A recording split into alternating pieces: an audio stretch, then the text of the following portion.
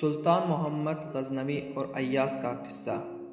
سلطان محمد غزنوی کے مصاحبین نے انہیں یہ شکایت لگائی کہ بادشاہ سلامت ایاز کی ایک الماری ہے، یہ اس الماری کو تالا لگا کر رکھتا ہے اور روزانہ اس الماری کو کھول کر دیکھتا ہے اور کسی دوسرے بندے کو دیکھنے نہیں دیتا۔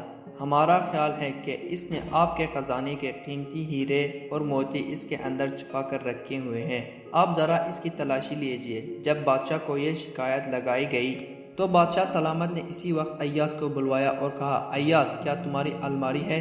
اس نے کہا جی ہے۔ پوچھا کیا اسے تالا لگا کر رکھتے ہو؟ اس نے کہا جی ہاں۔ پوچھا کسی اور کو دیکھنے دیتے ہو؟ عرض کیا جی نہیں۔ پھر پوچھا کیا تم خود اسے روزانہ دیکھتے ہو؟ عرض کیا جی ہاں۔ پھر بادشاہ نے فرمایا کہ چابی لاؤ۔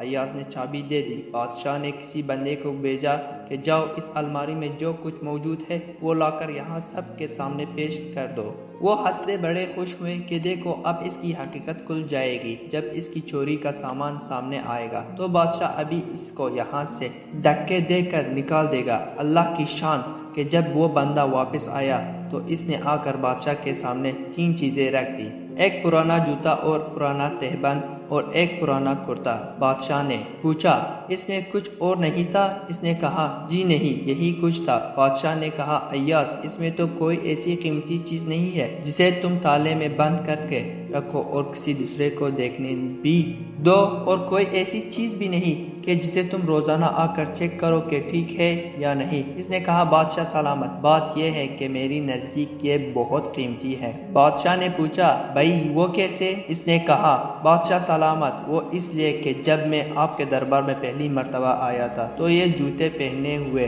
تھے، یہ تہبند باندھا ہوا تھا اور کرتا پہنا ہوا تھا۔ میں نے ان تینوں چیزوں کو محفوظ کر لیا تھا۔ اب میں روزانہ الماری کھول کر ان کو دیکھتا ہوں اور اپنے نفس کو سمجھاتا ہوں کہ ایاز تمہاری اوقات یہی تھی، تم اپنے اوقات نہ بولنا، اب تمہیں جو کچھ ملا ہے یہ سب تمہاری بادشاہ کا تم پر احسان ہے، لہٰذا تم اپنے بادشاہ سلامت کا احسان سامنے رکھنا۔ بادشاہ سلامت اس طرح مجھے اپنے اوقات یاد رہتی ہے کہ میں کیا تھا اور مجھے بادشاہ کے قریب نے کیا کیا عزتیں بخشی۔ کاش ہماری بھی یہی کیفیت ہو جاتی کہ ہم اللہ رب العزت کی نعمتوں کا خیال رکھتے اور اپنے اوقات کو یاد رکھتے۔